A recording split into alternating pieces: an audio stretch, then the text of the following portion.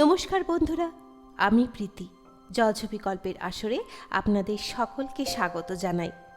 আজ আপনারা শুনবেন শ্রদ্ধেয় লেখক বিভূতিভূষণ বন্দ্যোপাধ্যায়ের লেখা গল্প হিঙের কচুরি। তার আগে জলছবি চ্যানেলটিকে যারা এখনও সাবস্ক্রাইব করেননি, দয়া করে সাবস্ক্রাইব করে দেবেন এবং আমার গল্প পাঠ কেমন লাগছে সেটা অবশ্যই একটা কমেন্ট করে জানাবেন। শুরু হচ্ছে আজকের গল্প হিঙের কচুরি।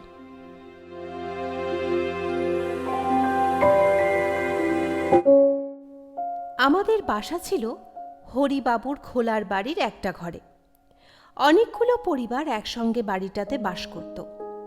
এক ঘরে একজন চুড়িওয়ালা ও তার স্ত্রী বাস করত। চুড়িওয়ালার নাম ছিল কেশব। আমি তাকে কেশব কাকা বলে ডাকতাম। সকালে যখন কলে জল আসতো তখন সবাই মিলে ঘড়া, কলসি, টিন, বালতি নিয়ে গিয়ে হাজির হতো কলতলায় এবং ভাড়াটাদের মধ্যে ঝগড়া বকুনি শুরু হতো জল ভর্তির ব্যাপার নিয়ে। বাবা বলতেন মাকে, এ বাসায় আর থাকা চলে না, ইতর লোকের মতো কাণ্ড এদের, এখান থেকে উঠে যাব শিগগির। কিন্তু যাওয়া হতো না কেন তা আমি বলতে পারবো না। এখন মনে হয় আমরা গরিব বলে, বাবার হাতে পয়সা ছিল না বলেই। আমাদের বাসার সামনে পথের ওপারে একটা চালের আড়ত, তার পাশে একটা গুড়ের আড়ত। গুড়ের আড়তের সামনে রাস্তায় একটা কল। কলে অনেক লোক একসঙ্গে ঝগড়া চেঁচামেচি করে জল নেয়। মেয়ে মানুষে মারামারি পর্যন্ত হতে দেখেছিলাম একদিন। এই রকম করে কেটেছিল সে বাসায় বছরখানেক, এক আষাঢ় থেকে আর এক আষাঢ় পর্যন্ত। আষাঢ় মাসেই দেশের বাড়ি থেকে এসেছিলাম। দেশের বাড়িতে বাঁশবাগানের ধারে ধূত্র ফুলের ঝোপের পাশেই আমি আর কালী দুজনে মিলে একটা কুড়ে করেছিলাম। কালীর গায়ে জোর বেশি আমার চেয়ে। সে সকাল থেকে কত বোঝা আশাওড়ার ডাল আর পাতা যে বয়ে এনেছিল।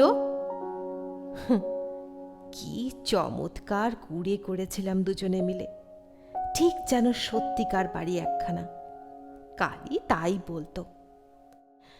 একটা ময়না কাটা গাছের মোটা ডালে সে পাখির বাসা বেঁধে দিয়েছিল। ও বলতো, শ্রাবণ মাসে সংক্রান্তিতে কিংবা নষ্টচন্দ্রের রাতে রাত চড়া কাঠঠোকরা কিংবা তিওর পাখি ওখানে ডিম পেড়ে যাবে। এসব সম্ভব হয়নি আমার দেখে আসা, কারণ আষাঢ় মাসেই গ্রাম থেকে চলে এসে কলকাতার এই খোলার বাড়িতে উঠেছি। আমার কেবল মনে হয় দেশের সেই বাঁশবনের ধারের কুঁড়েখানার কথা। কালী আর আমি কত কষ্ট করে সেখানা তৈরি করেছিলাম। ময়না গাছের ডালে বাঁধা সেই পাখির বাসার কথা। নষ্টচন্দ্রের রাতে কাঠঠোকরা পাখি সেখানে ডিম পেড়েছিল কিনা কে জানে। কলকাতার এই বাড়িতে জায়গা বড্ড কম, লোকের ভিড় বেশি। আমি সামনের টিনের বারান্দাতে সারা সকাল বসে বসে দেখি কলে পাড়ার লোক জল নিতে এসেছে। গুড়ের আড়তের সামনে গুড় নামাচ্ছে গরুর গাড়ি থেকে। বাঁকনের একটা দোতলা বাড়ির জানলা থেকে একটি বউ আমার মতো তাকিয়ে আছে রাস্তার দিকে। এই গলি থেকে বার হয়ে বড় রাস্তার মোড়ে একটা হিন্দুস্তানি দোকানদারের ছাতুর দোকান থেকে আমি মাঝে মাঝে ছাতু কিনে আনি। বড় রাস্তায় অনেক গাড়ি ঘোড়া যায়, আমাদের গ্রামে কখনো একখানা ঘোড়ার গাড়ি দেখিনি। দু চোখ ভরে চেয়ে চেয়ে দেখেও স্বাদ মেটে না।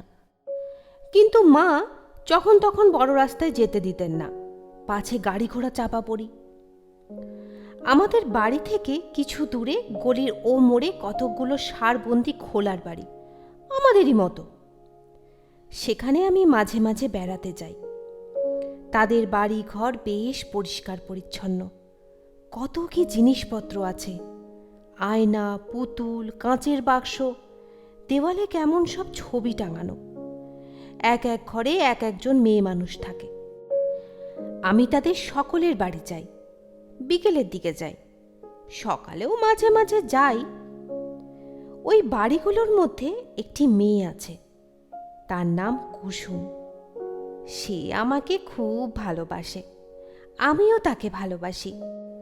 কুসুমের ঘরেই আমি বেশিক্ষণ সময় থাকি।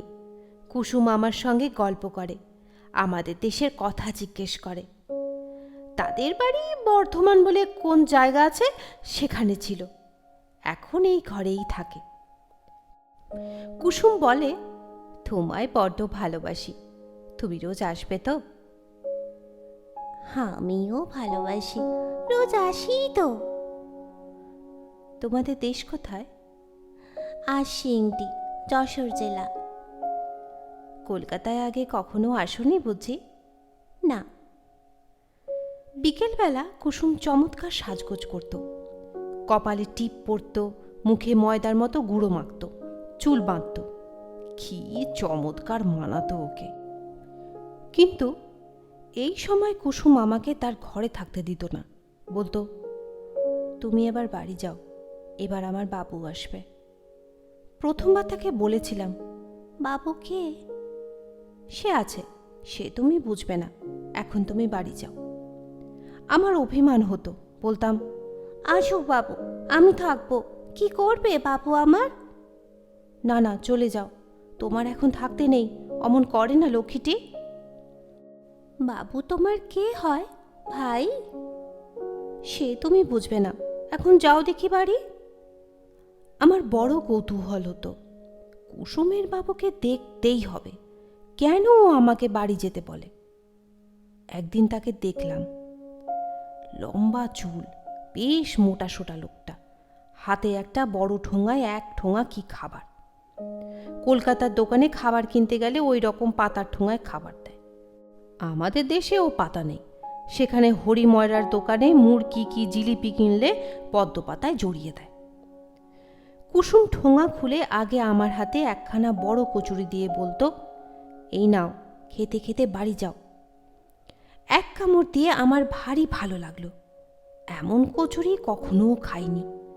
আমাদের গ্রামের হরি ময়রা যে কচুরি করে সে তেলে ভাজা কচুরি, এমন চমৎকার খেতে নয়। উচ্ছ্বসিত সুরে বললাম, বাহ, কিসের গন্ধ আবার? কুসুম বললে, হিঙের কচুরি, হিঙের গন্ধ, ওকে বলে হিঙের কচুরি, এইবার বাড়ি যাও। কুসুমের বাবু বলে, কে? কলের সামনের বাড়ির ভাড়াটেদের ছেলে, বামুন। কুসুমের বাবু আমার দিকে ফিরে বললেন, যাও খোকা, এইবার বাড়ি যাও। একবার ভাবলাম বলি, আমি থাকি না কেন, থাকলে দোষ কি? কিন্তু কুসুমের বাবুর দিকে চেয়ে সে কথা বলতে আমার সাহসে কুলোলো না। লোকটা যেন রাগী মতো, হয়তো একঘা মেরেও বসতে পারে। কিন্তু সেই থেকে হিঙের কচুরির লোভে আমি রোজ বাঁধা নিয়মে কুসুমের বাবু আসা পর্যন্ত অপেক্ষা করি। আর রোজই কি সকলের আগে কুসুম আমার হাতে দুখানা কচুরি তুলে দিয়ে বলবে, যাও খোকা, এইবার খেতে খেতে বাড়ি চলে যাও? কুসুমের বাবু বলতো, আহা, ভুলে গেলাম, ওর জন্যে খাস্তা গজা দুখানা আনবো ভেবেছিলাম কাল। দাঁড়াও, কাল ঠিক আনবো। আমার ভয় কেটে গেল, বললাম, এনো ঠিক কাল। কুসুমের বাবু আমার এই কথার উত্তরে কি একটা কথা বললে, আমি তার মানে ভালো বুঝতে পারলাম না। কুসুম ওর দিকে চেয়ে রাগের সুরে বলল, যাও, ও কি কথা ছেলে মানুষের সঙ্গে? বাড়ি গিয়ে মাকে বললাম, মা, তুমি হিঙের কচুরি খাওনি? কেন? আমি খেয়েছি, এত বড় বড়, হিঙের গন্ধ কেমন! কোথায় পেলি? কুসুমের বাবু এনেছিল, আমায় দিয়েছিল। পাজি ছেলে, ওখানে যেতে বারণ করেছি না, ওখানে যাবে না। কেন? কেন কথার উত্তর নেই, ওখানে যেতে নেই, ওরা ভালো লোক না। না মা, কুসুম বেশ লোক, আমাকে বড্ড ভালোবাসে, হিঙের কচুরি রোজ দেয়। আবার বলে হিঙের কচুরি, বাড়িতে পাও না কিছু? খবরদার, ওখানে যাবে না বলে দিচ্ছি। কুসুমের বাড়ি এরপরে আর দিন দুই আদৌ গেলাম না, কিন্তু থাকতে পারিনি না গিয়ে। আবার মাকে লুকিয়ে গেলাম একদিন। কুসুম বললে, তুমি আসোনি যে? মা বারণ করে। তবে তুমি এসো না, মা আবার বকবে। আসিনি তো দুদিন। এলে যে আবার? তোমায় ভালোবাসি তাই এলাম। হুরে আমার সোনা, তুমি না এলে আমারও ভালো লাগে না। তুমি না এলে তোমার জন্যে মন কেমন করে। আমারও। কি করব, তেমন কপাল করিনি। তোমার মা তোমায় পাছে বকেন তাই ভাবছি। মাকে বলবো না? আমার মন কেমন করে না এলে। আমি এখন যাই। সন্ধ্যের সময় এসো। ঠিক আসবো। কুসুমের সঙ্গে চুক্তি অনুযায়ী সন্ধ্যের সময় যাই। কুসুমের বাবু এসে আমায় দেখে বললে, এই যে ছোকরা, কদিন দেখিনি কেন? সেদিন তোমার জন্যে খাস্তা গজা নিয়ে এলাম, তা তোমার অদৃষ্টে নেই। দাও গো ওকে দুখানা কচুরি। গজা এনো কাল। আনবো গো বামুন ঠাকুর, ফলারে বামুন। কাল অমৃতি জিলিপি আনবো। খেয়েছো অমৃতি? না। কাল আনবো, এসো বিশি। কাউকে বলো না কিন্তু, মা শুনলে আসতে দেবে না। তোমার মা বকেন বুঝি এখানে এলে? হুম। কুসুম তাড়াতাড়ি বললে, আরে ওর কথা বাদ দাও, ছেলে মানুষ পাগল, ওর কথার মানে আছে? তুমি বাড়ি যাও আজ খোকা, এই নাও কচুরি, খেতে খেতে যাও। না, এখানে খেয়ে জল খেয়ে যাই, মা টের পাবে। এখানে তোমাকে জল দেব না, রাস্তার কল থেকে জল খেয়ে যেও। কুসুমের বাবু বললে, তুমি থামো। বামুনের ছেলেকে হাতে করে জল দিতে পারবো নি, এই জন্মের এই শাস্তি, খাবার দিয়ে হাতে করে তাই যথেষ্ট। আমার মনে মনে বড় অভিমান হলো কুসুমের উপর। কেন, আমি এতই কি খারাপ যে আমায় হাতে করে জল দেওয়া যায় না? চলে আসবার সময় কুসুম বারবার বললে, কাল সকালে কিন্তু ঠিক এসো, কেমন? আমি কথা বললাম না। পরদিন সকালে গিয়ে দেখি কুসুম বসে সজনের ডাঁটা কুটছে। আমায় বললে, এসো খোকা। তোমার সঙ্গে আরি। ও মা, সে কি কথা, কি করলাম আমি? তুমি যে বললে জল দেওয়া যায় না আমাকে, জল খেতে দিলে না কাল। এই বসো বসো খোকা, সে তুমি বুঝবে না। তুমি বামুন, তোমাকে জল আমরা দিতে পারিনি, বুঝলে? কুলের আচার করছি, খাবে? এখনো হয়নি, সবে কুল গুড় দিয়ে মেখেছি। এইভাবে কুসুমের সঙ্গে আবার ভাব হয়ে গেল। কুলের আচার হাতে পড়তেই আমি রাগ অভিমান সব ভুলে গেলাম। দুজনে অনেকক্ষণ বসে গল্প করি। তারপর আমি উঠে মাখনের ঘরে যাই। মাখন কুসুমের পাশের ঘরে থাকে। ওর ঘরটি যে কত রকমের পুতুল দিয়ে সাজানো, একটা কাঠের তাকে মাটির আতা, আম, লিচু, কত রকমের আশ্চর্য আশ্চর্য জিনিস, অবিকল আতা, অবিকল আম। মাখন বললে, এসো খোকা, ও সব মাটির জিনিসে হাত দিও না, বসো এখানে এসে, ভেঙে যাবে। আচ্ছা, তুমি তামাক খাও কেন? মাখন হাসি মুখে বললে, শোনো কথা, তামাক খায় না লোক? মেয়ে মানুষে খায় বুঝি? কই, আমার মা তো খায় না, বাবা খায়। শোনো কথা, যে খায় সে খায়। কুসুমের বাবু আমায় খাস্তা গজা দেবে। বটে, বেশ বেশ। তোমার বাবু কোথায়? মাখন মুখে আঁচল চাপা দিয়ে হেসে গড়িয়ে পড়ল।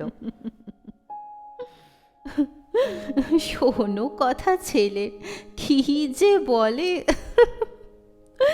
ও কুসমি, শুনে যা কি বলে তোর ছেলে। মাখনের বয়স কুসুমের চেয়ে বেশি বলে আমার মনে হতো। কুসুম সবচেয়ে দেখতে সুন্দর। মাখনকে দিদি বলে ডাকত কুসুম। কুসুম এসে হাত ধরে আমাকে ওর ঘরে নিয়ে গেল।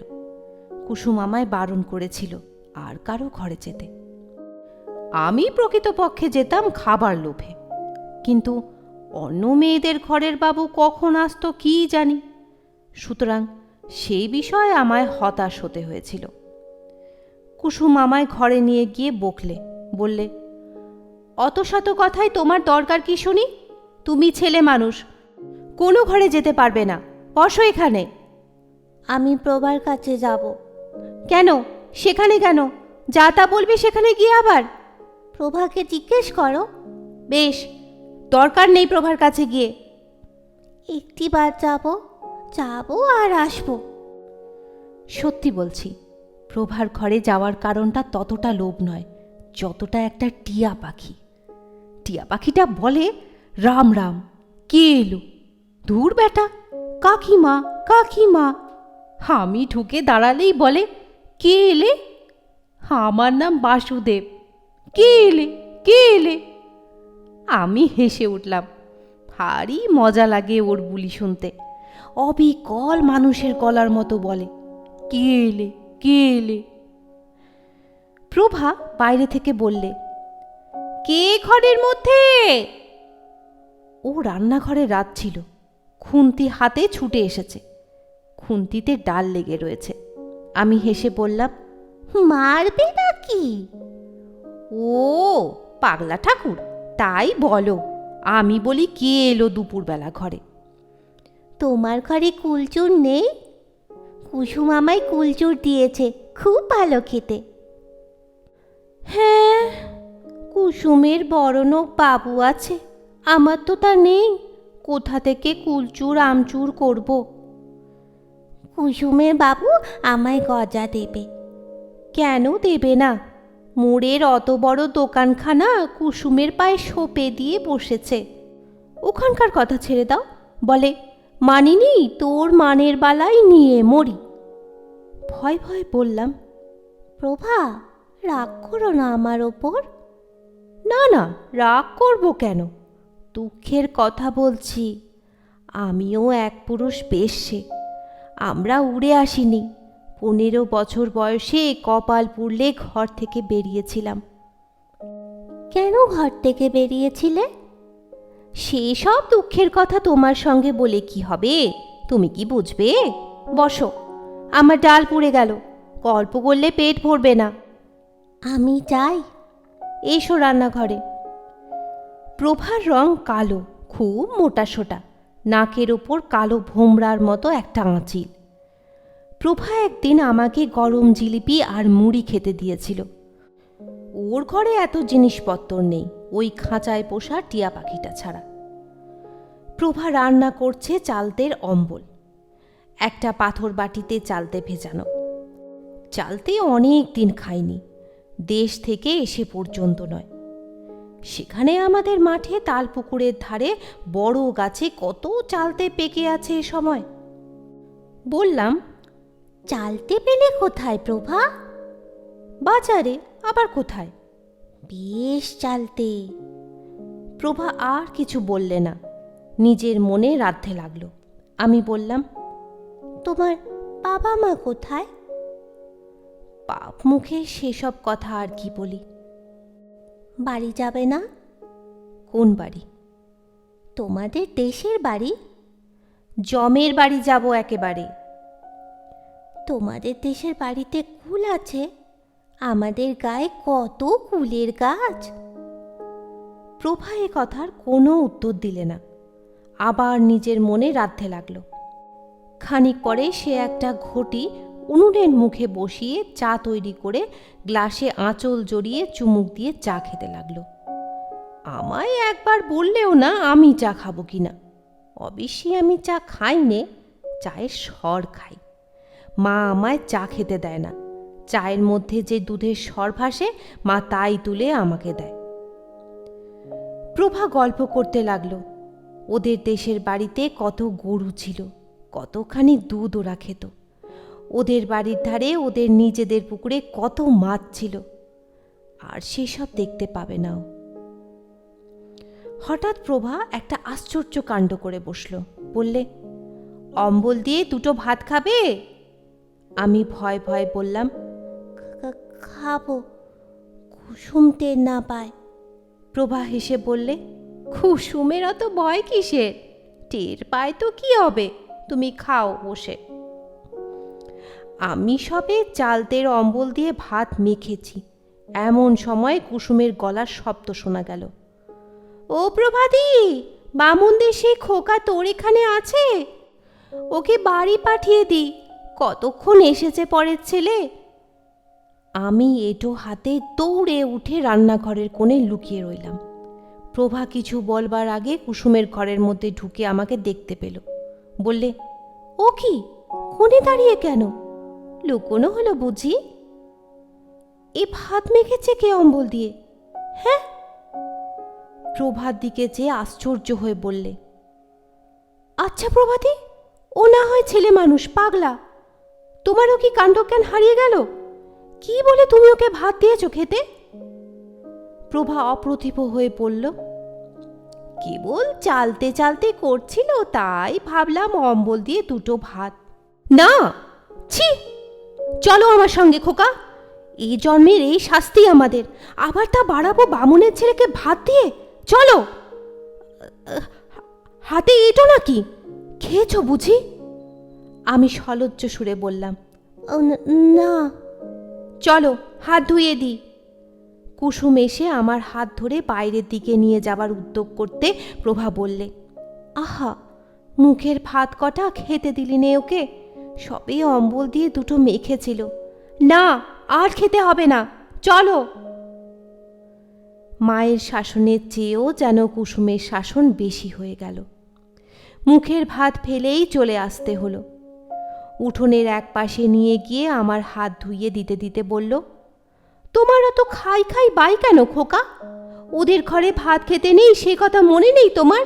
ছি ছি, ও বেলা কচুরি দেব এখন খেতে, আর কখনো অমন খেও না। তাও বলি, এ না হয় ছেলে মানুষ, তুমি বুড়ো ধাড়ি, তুমি কি বলে বামুনের ছেলের পাতে? ছি ছি, লোভেরও বলিহারি যায়। বলা বাহুল্য, প্রভা এসব কথা শুনতে পায়নি, সে এদিকেও ছিল না। বললাম, মাকে যেন বলে দিও না। হ্যাঁ, আমি যাই তোমার মাকে বলতে, আমার তো খেয়ে দে কাজ নেই। বললে মা মারবে কিন্তু। মার খাওয়াই ভালো তোমার, তোমার নোলা জব্দ হয় তাহলে। বাড়ি ফিরতেই মা বললেন, কোথায় ছিলি? ওই মোড়ে।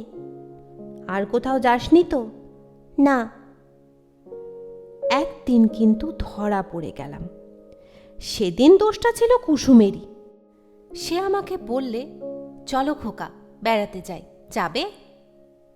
বিকেলবেলা, রোদ বেশি নেই। ট্রাম লাইনের ওপারে যেতে দেখে আমি সভয় বললাম, মা বড় রাস্তা পার হতে দেয় না, বারণ করেছে। চলো, আমি সঙ্গে আছি, ভয় নেই। বড় রাস্তা পার হয়ে আর কিছু দূরে একটা খোলার বস্তির মধ্যে আমরা ঢুকলাম। একটা সরু গলির দুধারে ঘরগুলো। যে বাড়িতে আমরা ঢুকলাম সেখানেও সবাই মেয়ে মানুষ, পুরুষ কেউ নেই। একজন মেয়ে বললে, আইলো কুসমি, কতকাল পরে, বাবা, আমাদেরও কি আর নাগর নেই? তা বলে কি অমন করে ভুলে থাকতে হয় ভাই? আমার দিকে চেয়ে বললে, এ খোকা আবার কি, বেশ সুন্দর দেখতে তো। বামুনদের ছেলে, আমাদের গলিতে থাকে, আমার বড্ড ন্যাওটা। বাহ, বসো খোকা, বসো। হো ছেলে শুধু ভাই খাই খাই, খেতে দাও, খুব খুশি। তাই তো, কি খেতে দিই? ঘরে কুলের আচার আছে, দেব? আমি অমনি কিছু মাত্র না ভেবেই বলে উঠলাম, কুলের আচার বড্ড ভালোবাসি। কুসুম মুখ ছামটা দিয়ে বলে, তুমি কি না ভালোবাসো, খাবার জিনিস হলেই হলো। না ভাই, ও সর্দি কাশি হয়েছে, ও সব খাবে না, থাক। আমার মনে ভয়ানক দুঃখ হলো। কুসুম খেতে দিল না কুলচুর। কখন হলো আমার সর্দি কাশি? কুলচুর খেতে আমি কত ভালোবাসি। খানিকটা সে বাড়িতে বসবার পরে আমরা অন্য একটা ঘরে গেলাম। তারাও আমাকে দেখে নানা কথা জিজ্ঞেস করতে লাগলো। বাড়ির তৈরি সুজি খেতে দিলে একখানা রেকাবি করে, তাও কুসুম আমায় খেতে দিলে না, আমার নাকি পেটের অসুখ। সন্ধ্যের খানিকটা আগে আমাকে নিয়ে কুসুম বড় রাস্তার ট্রাম লাইন পার হয়ে এবারে এলো। একখানা ট্রাম আসছিল।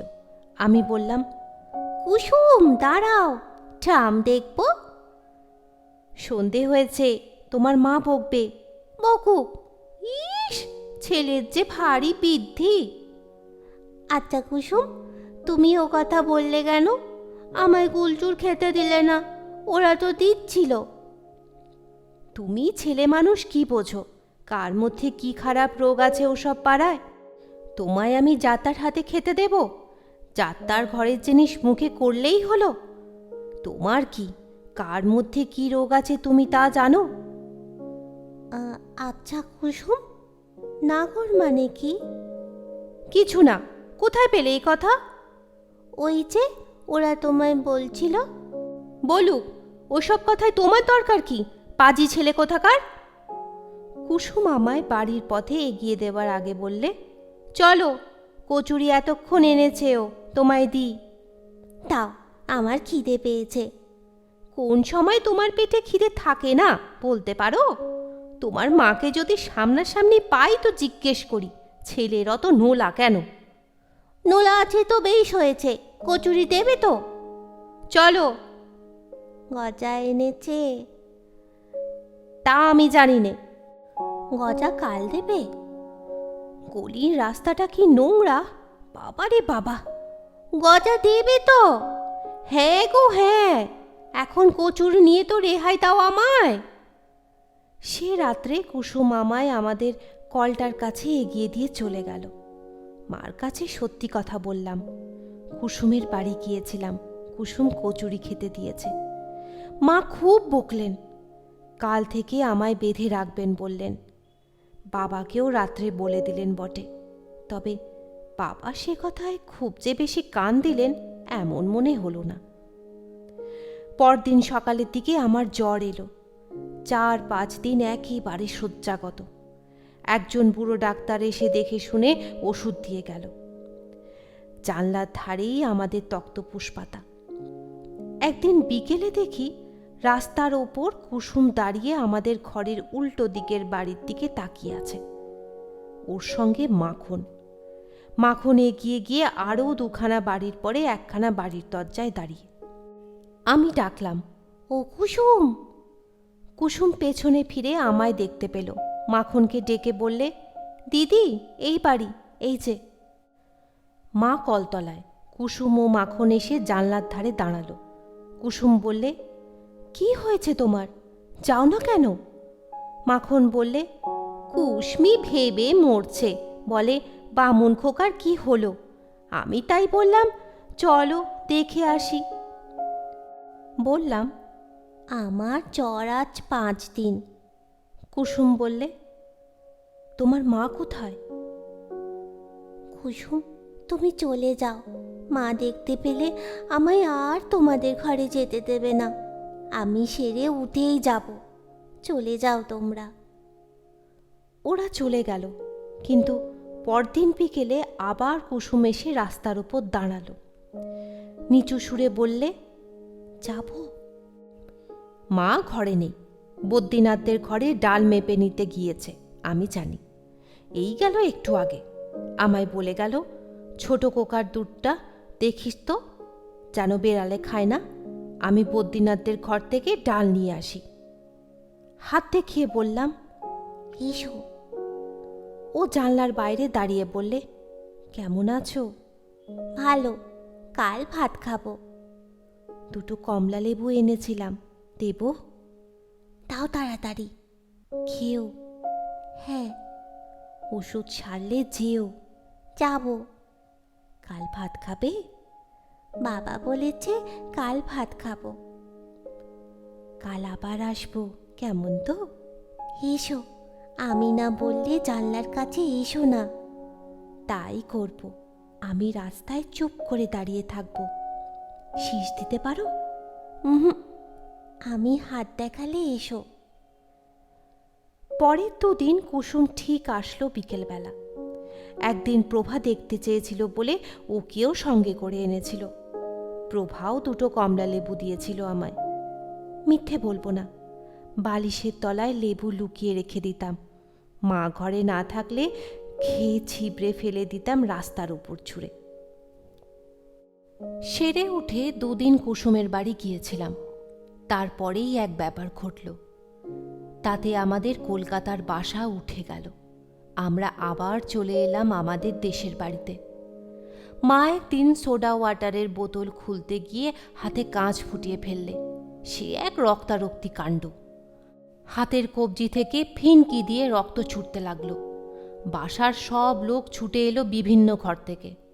কোণের ঘরের বিপিনবাবু এসে মার হাতে কি একটা ওষুধ দিয়ে বেঁধে দিলে, কিন্তু মায়ের হাত সারল না। ক্রমে হাতের অবস্থা খুব খারাপ হয়ে উঠল।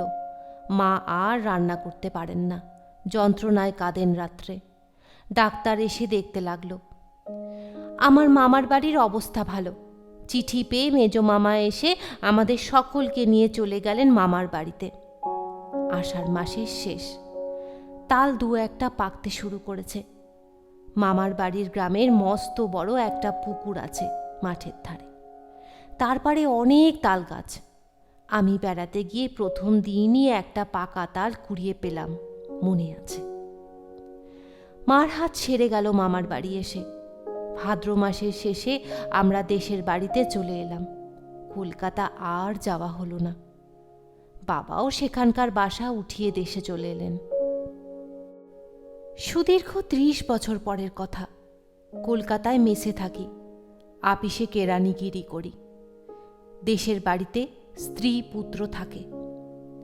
আমার পুরনো কলেজ আমলের বন্ধু শ্রীপতির সঙ্গে বসে ছুটির দিনটা কি গল্প করতে করতে শ্রীপতি বললে, খাল ভাই সন্ধ্যের পর প্রেমচাঁদ বড়াল স্ট্রিট দিয়ে আস্তে আস্তে দুধারে মুখে রং, হরি বল।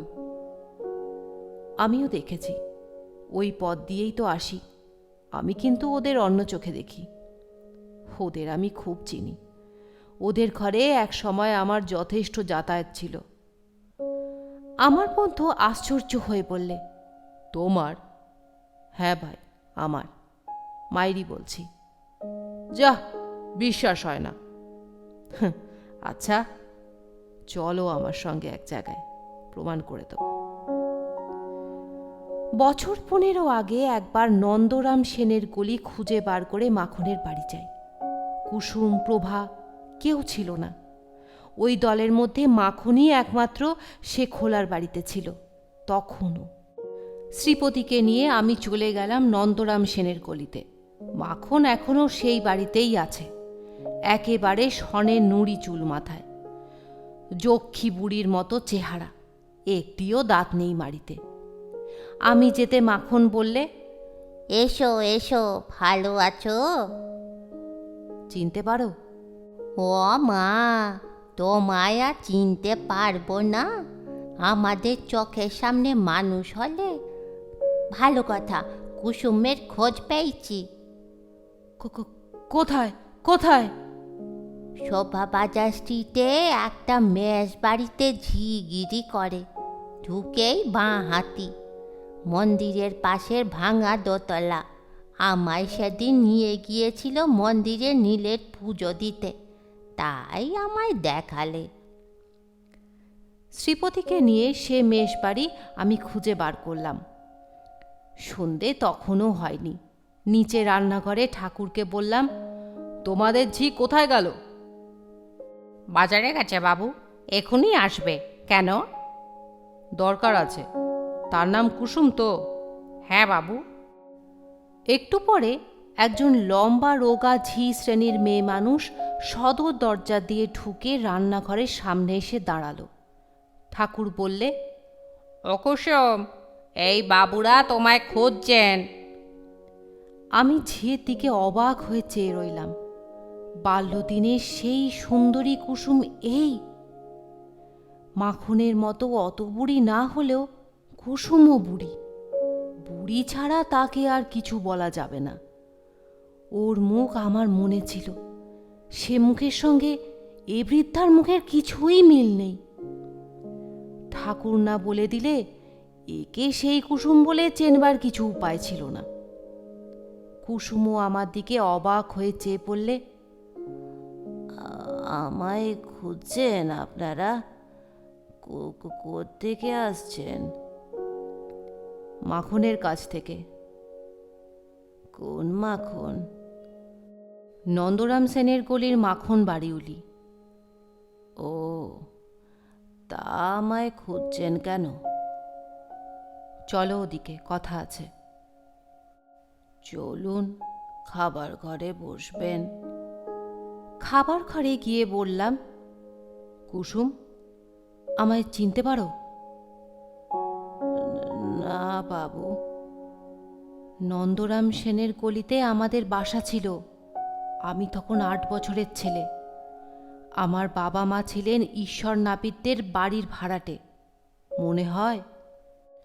কুসুম হেসে বললে, মনে হয় বাবু, মনে হয়। তুমি সেই পাগলা ঠাকুর। কত বড় হয়ে গিয়েছো। বাবা মা আছেন?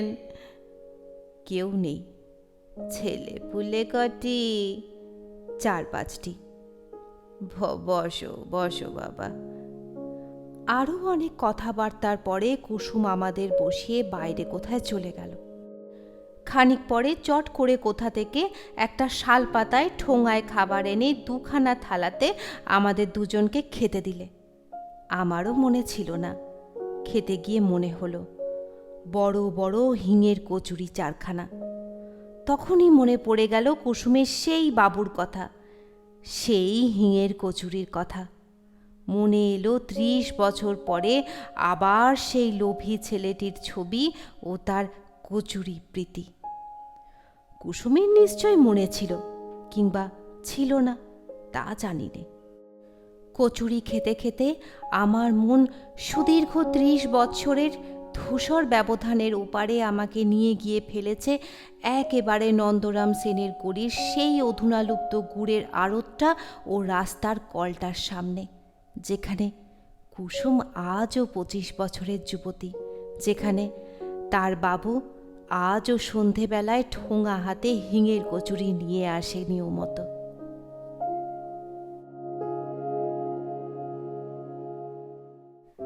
এতক্ষণ শুনছিলেন শ্রদ্ধেয় লেখক বিভূতিভূষণ বন্দ্যোপাধ্যায়ের লেখা গল্প হিঙের কচুরি। আশা করি গল্পটি সকলের খুব ভালো লেগেছে। নতুন গল্প নিয়ে খুব তাড়াতাড়ি আবার হাজির হব।